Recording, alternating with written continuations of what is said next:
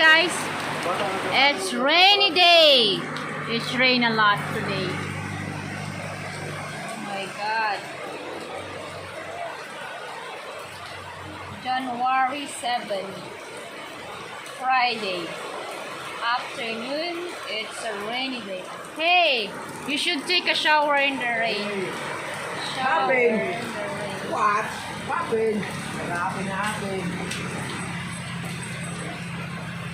Ay, naman uran.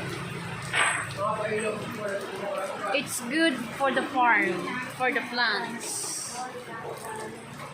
God. Ada na. No. May ano talaga siya, mapapasaray-saray mo. Ganda ng view, ano. Hali ako mag-workout. Pampaseksi.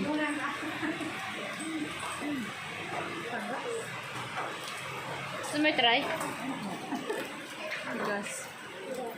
Bada, hindi ako nilupay.